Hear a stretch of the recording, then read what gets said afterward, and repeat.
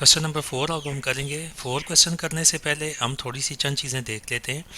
जैसे अब लॉग है किसी नंबर का, लेट्स से मैं एक एग्जांपल लेते हैं। हम कहते हैं लॉग, यहाँ पे मैं कहता हूँ बेस उसकी a है और यहाँ पे वेरिएबल है y इक्वल टू x है।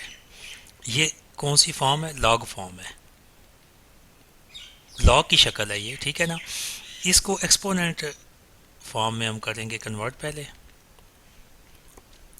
तो उसके लिए क्या होता है, एक्सपोनेंट के लिए होता है कि बेस इसी साइड पे रहती है। ये जो बेस है ना, कोई चेंज नहीं होती, बेस इधर ही रहेगी। ये जो y है ये मूव करके इस साइड पे चला जाएगा x की जगह, और x मूव करके बेस के ऊपर आ जाएगा, यहाँ a के ऊपर x यहाँ पे आ जाएगा और y दूसरी साइड पे चला जाएगा। ये एक्सपोनेंट फॉर्म बन गई है और साथ से इसका लॉग ख़त्म हो जाएगा। ठीक हो गया। यानी ये अब इसको, ये एक्सपोनेंट फॉर्म है और ये लॉग फॉर्म है। अगर इसको मैं वापस लाना चाहूँ तो क्या होगा, वही इसका उल्टा हो जाएगा।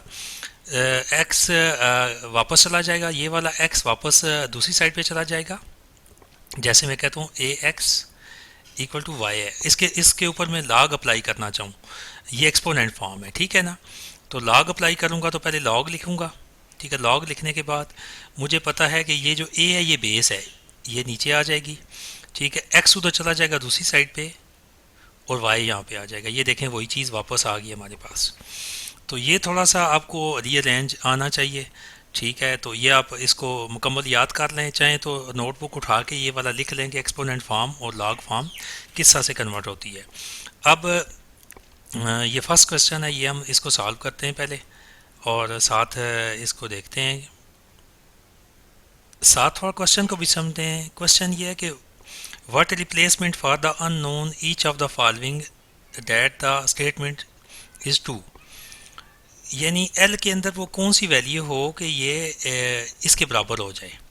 जैसे इक्वेशन में हम देखते थे ना, लेट्स से मैं एक छोटी सी एग्जांपल लेता हूँ, इसको हमने ऐसे ही सॉल्व करना है। जैसे मैं कहता हूँ कि इधर है 3 का स्क्वायर इक्वल टू, आगे क्वेश्चन मार्क आ जाए। तो ये तो बहुत सिंपल से हम बता सकते हैं कि इधर क्या हो, या इधर मैं एक वेरिएबल क्वेश्चन मार्क की जगह में एल लेट्स से वेरिएबल रखता हूँ। मैं कहता हूँ एल के अंदर क्या चीज़ हो कि वो इस 3 स्क्वायर के बराबर हो जाए। 3 का स्क्वायर 9 होता है, तो आप कह सकते हैं कि एल के अंदर 9 होना चाहिए। एल इक्वल टू 9 हो तो ये दोनों आपस में बराबर हो जाती हैं। समझ आ गया ना आपको। इसी तरह हमने इसको करना है सॉल्व। जी स्टूडेंट्स, इसको मैं रब करता हूँ और अब हम क्वेश्चन की तरफ बढ़ते हैं। यहाँ तक होपफुली आपको ये समझ आ गया है। तो इसकी हम सबसे पहले ये करेंगे कि ये लॉग फॉर्म है, इसको हम एक्सपोनेंट फॉर्म बनाएंगे, ये वाली फॉर्म। तो आपको पता है ये जो एल है वो बेस के ऊपर आ जाएगा, यानी 3 बेस है तो एल इसके ऊपर आ जाएगा इक्वल टू 81 जो है वो मूव करके दूसरी साइड पे चला जाएगा। ठीक हो गया। तो 81 मूव करके दूसरी साइड पे चला जाएगा, तो ये पोजीशन बन गई है। अब हमने एल की वैल्यू फाइंड करनी है, ठीक है ना। अब इसकी बेस क्या है, 3 है, उसकी 81 है। अब ज़रा आप रिकॉल करें जो पीछे हम कर रहे हैं, बहुत से क्वेश्चन बेस और एक्सपोनेंट वाला दूसरे चैप्टर में बहुत काम किया है। तो अब एल की हमने वैल्यू फाइंड करनी है।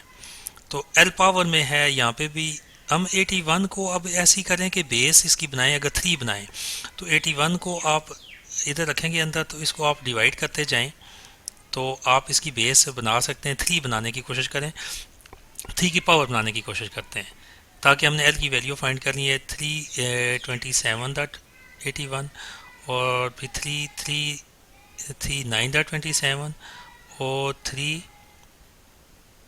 3 टाइम 9, तो 1 टाइम 3 की पावर 4 आ जाएगा। अब ये देखें 3 की पावर एल, इधर 3 की पावर 4, 81 को हम लिख सकते हैं। अब बेसिस सेम है, जब बेस सेम हूँ, आपस में एक जैसी हूँ, तो ये जो इनकी पावर को भी हम इक्वल लिख सकते हैं। तो एल की 4 मैंने लिख दी, एल के सामने जो पावर आ रही है वो 4 आ रही है 3 की, तो ये आपका क्वेश्चन सॉल्व हो गया। अब एल की पावर को इधर अगर हम रखें और पुट करें, ठीक है ना, तो एक्सपोनेंट फॉर्म में, तो आपको इसका आंसर मिल जाएगा कि वाकई ये एल की जगह 4 ही होना चाहिए। इसको आप चेक भी कर सकते हैं अपने आंसर को। जैसे ही देखें ना, 3 की पावर एल है इक्वल टू 81, इसके अंदर अगर 4 पुट कर देते हैं एल की पावर यहाँ पे, तो आपको इसका आंसर मिल जाएगा। ये क्या है, 3 की पावर 3l इक्वल टू 81 आ गया जब एक्सपोनेंट फॉर्म हमने बनाई। ये नीचे एक्सपोनेंट फॉर्म बनाई लॉग से। तो अब l के ऊपर 3 की पावर 4 इक्वल टू 81, ये बिल्कुल ट्रू हो गया। 3 की पावर 4 क्या है, ये देखें 4 टाइम किया था तो 81 इक्वल टू 81। इट्स मीन कि ये बिल्कुल हमारा ठीक हो गया आंसर इसका। 3 की पावर 4 आ गई हमारे पास। तो ये मैंने वैसे आपको दिखाने के लिए किया, ये पोर्शन आप बल छोड़ सकते हैं। तो ये इस तरह से हमने क्या किया कि ये क्वेश्चन हमने सॉल्व कर लिया। तो इसमें पावर वाले क्वेश्चन में ये होता है कि या तो हमें बेस एक जैसी करनी होती है या पावर। तो यही आपने इसको टैक्टिक्स लगा के ये सारे क्वेश्चन मज़ीद आगे भी हम इनको करेंगे।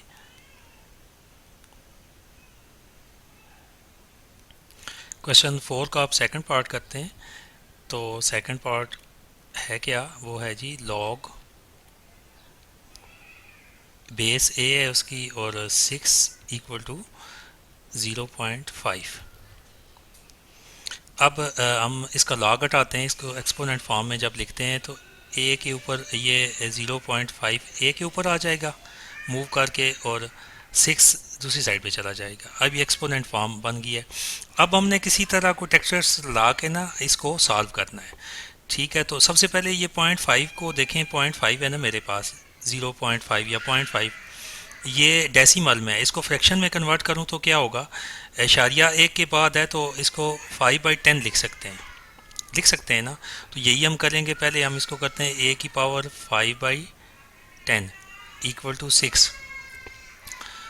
अब आगे चलेंगे तो 5 1 द 5 5 2 द 10, तो ये इसको 1/2 भी लिख सकते हैं। ए की पावर 1/2। आप उन्हें पूरे स्टेप करने हैं। स्टेप्स के स्टूडेंट्स नंबर होते हैं, जितने आप अपने टीचर को स्टेप दिखाएंगे। मैं यहाँ पे भी डायरेक्ट 1/2 लिख सकता था ऊपर, लेकिन मैंने क्या किया, स्टेप दिखाएं ताकि आपको स्टेप्स के ही मार्क्स मिलते हैं। ठीक हो गया ना। अब ये 1/2 का आप अगर गौर से सोचें तो 1/2 दूसरे चैप्टर में हम इसको क्या करते थे, 1/2 को अगर मैं हटा दूँ तो 1/2 की जगह मैं अंडर रूट लगा सकता हूँ। अंडर रूट की ये वैल्यू होती है ना 1/2, तो ए के ऊपर अंडर रूट लगा देता हूँ और दूसरी साइड पे 6 है।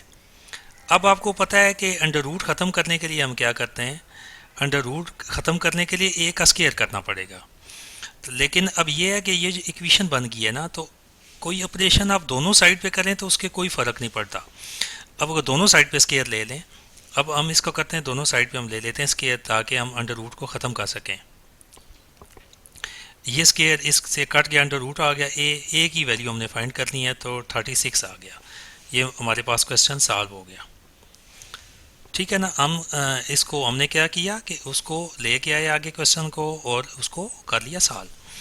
तो ये 36 आ गया। यानी अब यहाँ पे अगर आप पुट करते हैं इधर इस जगह पे एक्सपोनेंट फॉर्म, ये क्या था, ए की पावर ठीक है 0.5 इक्वल टू क्या थी, 6 थी। ठीक है, तो अब मैं ए की जगह 36 हो और 36 की पावर अगर 0.5 हो या 1/2 हो तो 0.5 को 1/2 लिख सकते हैं ना, तो 6 के बराबर होता है। तो आपको पता है कि 1/2 अंडर रूट है, यानी अगले स्टेप में आप इसको अंडर रूट में, अंडर रूट के अंदर 36 हो तो बाय राइट तो 6 ही होता है। ये बिल्कुल ट्रू हो गया आपका। देखें इसको ज़रा से कि अंडर रूट के अंदर अगर 36 हो तो बाहर आके 6 ही बनता है। तो बिल्कुल ठीक है। 36 ए की वैल्यू हमने अननोन वैल्यू हमने फाइंड करनी थी, तो ये अगर 36 इस जगह पे लगाएं, ठीक है, किस जगह, ए की जगह यहाँ पे 36 लगाएं तो ये दोनों साइड बराबर हो जाती हैं, ये स्टेटमेंट ट्रू हो जाती है। ठीक हो गया ना। तो यही हम फाइंड कर रहे हैं इसमें कि कैसे स्टेटमेंट हमने ट्रू करनी है।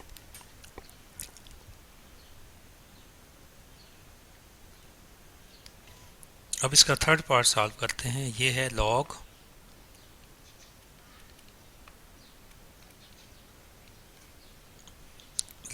इसकी बेस 5 है, n इक्वल टू 2। तो बेस को हम बनाते हैं एक्सपोनेंट फॉर्म, तो बेस उधर ही रहेगी। ठीक है, इसको हम लॉग को बेस, तो ये 2 आ जाएगा 5 के ऊपर, 2 इधर आ गया इक्वल टू n। तो n हमने अननोन नंबर फाइंड करना था ना कि 5 की बेस n यहाँ पे क्या हो। ये तो बहुत सिंपल सा है, आप इसका स्केयर सिंपल ले लें तो 25 आ जाएगा स्केयर। तो n की वैल्यू हमने फाइंड कर ली है कि स्टेप में होगी n इक्वल टू 25। अब भले इसको आप चेक भी कर लें, ये यहाँ पे आप पुट कर लें, तो n की जगह 25 हो तो 5 का स्केयर इक्वल टू n, तो n में क्या होगा 25, तो 5 का स्केयर इक्वल टू n में 25 पुट कर दें यहाँ पे, तो 25, 5 का स्केयर 25 होता है। ये तो बहुत सिंपल सा क्वेश्चन था। तो ये हो गया हमारा क्वेश्चन सॉल्व। तो अब चलते हैं अपने नेक्स्ट पार्ट की तरफ।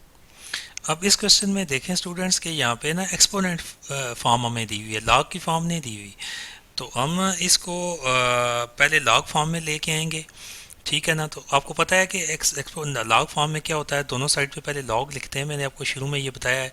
लॉग लिखेंगे, ये जो 40 है ना, ठीक है, ये 10 जो है ना इसकी बेस है, पता है आपको, ये जो इसके पावर के पीछे होता है ये बेस होती है, ठीक है, ये 10 इसकी बेस है, ठीक है। और इसके 10 के ऊपर क्या है पी, ठीक है, इक्वल टू दोनों साइड पे आ जाएगा लॉग 40।